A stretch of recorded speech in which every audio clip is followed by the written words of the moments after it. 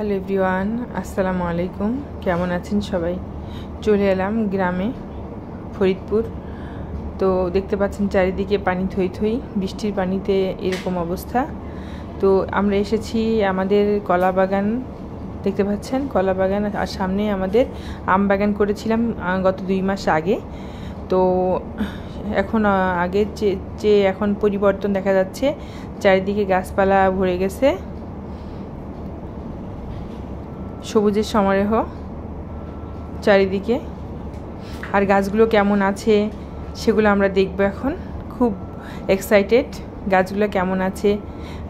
এর চেয়ে বড় কথা হচ্ছে এই যে আমার আম গাছগুলো বুঝতে পারছেন কতটা সুন্দর হয়েছে, আশ্চর্য।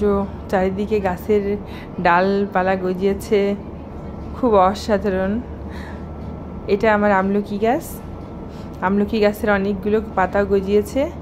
এখানে আরেকটা আম গাছ, এদিকে একটা আম গাছ, এই যে আরেকটা বাগান দেখছেন, এই যে লিচু গাছ।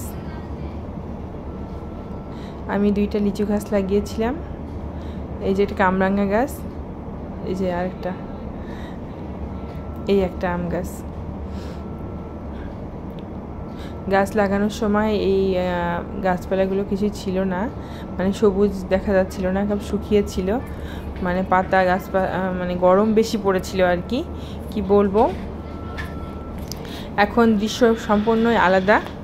এখানে খড়কুটা দেখতেছেন, বড় বড় হয়ে গেছে খড়কুটা, মানুষ না বাস করলে যা হয়। আর এই লিচু গাছটা মারা গেছে, আর নতুন করে আরেকটা গাছ নিয়ে এসে এই জায়গায় লাগাতে হবে। আর চতুর্দিকে আমি এই জমিটার লাগিয়েছিলাম, জিকা গাছের ডাল লাগিয়েছিলাম। তো ভিউয়ার্স, চারিদিকে সবুজের সমারোহ, কি যে ভালো লাগছে আপনারা বুঝতে পারবেন। গ্রাম বাংলার মনোরম পরিবেশ আসলে অসাধারণ। ইচ্ছা হয় বারবার গ্রামে যাই, কিন্তু এরকম সময় হয়ে ওঠে না। চারিদিকে গাছ আর গাছ, খুব ভালো লাগছে। আমি অবশ্য